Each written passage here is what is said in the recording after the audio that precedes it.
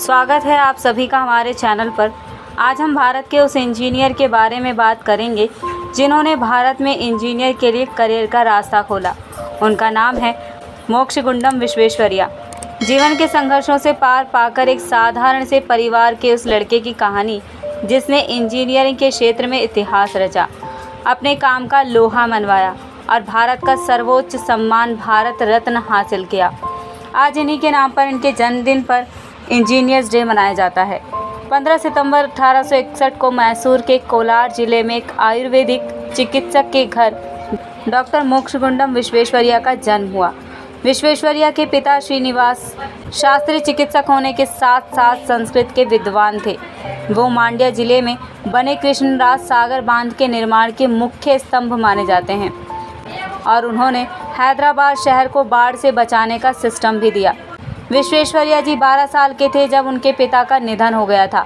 शुरुआती पढ़ाई चिकबल्लापुर में करने के बाद वो बेंगलोर चले गए, जहां से उन्होंने 1861 में बीए की डिग्री हासिल की थी। इसके बाद वे पुणे गए, जहां कॉलेज ऑफ इंजीनियरिंग में पढ़ाई की।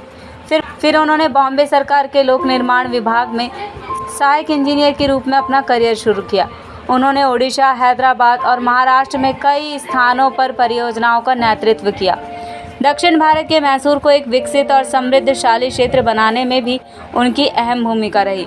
तब कृष्णराज सागर बांध, Bhadravati iron and steel works, Mysore Sandal oil and soap factory, Mysore विश्वविद्यालय, बैंक ऑफ मैसूर समेत कई संस्थान उनकी कोशिशों का ही नतीजा है। उन्हें कर्नाटक का भागीरथ भी कहा जाता है।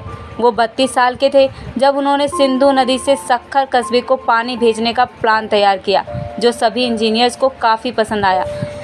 सरकार ने सिंचाई व्यवस्था दुरुस्त बनाने के लिए एक समिति बनाई थी, जिसके तहत उन्होंने एक नया ब्लॉक सिस्टम बनाया।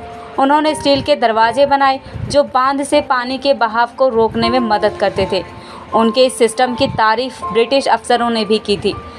विश्वेश्वरैया ने मूसी और एसी नामक 2 नदियों के पानी को बांधने के लिए भी प्लान बनाया। इसके बाद उन्हें मैसूर का चीफ इंजीनियर नियुक्त किया गया।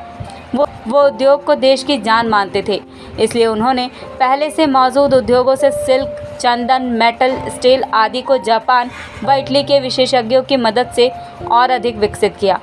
उन्होंने बैंक ऑफ मैसूर खुलवाया। इससे मिलने वाले पैसे का उपयोग उद्योग धंधों को बढ़ाने में किया। 1918 में वे दीवान पद से सेवानिवृत्त हुए। उनसे जुड़ा एक और किस्सा काफ़ी मशहूर है। ब्रिटिश भारत में एक रेलगाड़ी चल रही थी जिसमें ज़्यादातर अंग्रेज़ी सवार थे। एक डिब्बे में एक भारतीय मुसाफिर गंभीर मुद्रा में बैठा हुआ था। सांवले रंग और मझले कद का वो मुसाफिर सादे कपड़ों में बैठा था और वहाँ बैठे अंग्रेज़ उसे मूर्ख और अनपढ़ समझकर मजाक उड़ा रहे थे, पर वो किसी पर भी ध्यान नहीं दे रहा था। लेकिन अचानक उस व्यक्ति ने उठकर गाड़ी की जंजीर खींच दी।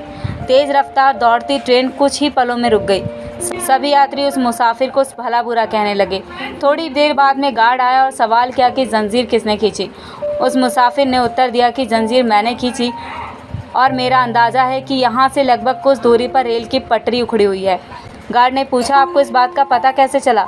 तो वह मुसाफिर बोला, गाड़ी की स्वाभाविक गति में अंतर आया है और आवाज़ से मुझे खतरे का आभास हो रहा है। जब उन्हें लेकर कुछ दूर पहुँचा तो देखकर दंग रह गया, क्योंकि वास्तव में एक जगह से रेल की पट्टी के जोड़ खुले हुए थे और सब नट बोल्ट बिखरे पड़े थे। तब तक दूसरे यात्री भी वहां आ गए। जब लोगों को पता चला कि उस व्यक्ति की सूझबूझ के कारण उन सबकी जान बची है, तो वे उसकी प्रशंसा करने लगे।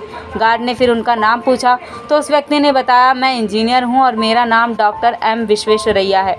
यह नाम सुनकर ट्रेन में बैठे सारे अंग्रेज़ हैरान रह गए। दरअसल उस समय तक देश में डॉक्टर विश्वेश्वरैया की ख्याति फैल चुकी थी। ट्रेन में बैठे सारे लोग उनसे माफ़ी मांगने लगे। आखिरकार अप्रैल 1962 में 100 वर्ष की आयु में उनका देहांत हो गया। आज की वीडियो में बस इतना ही। मिलते हैं अगली वीडियो में। जानकारी पसंद आई हो तो लाइक करें, साथ ही सब्सक्राइब करें हमारे चैनल को।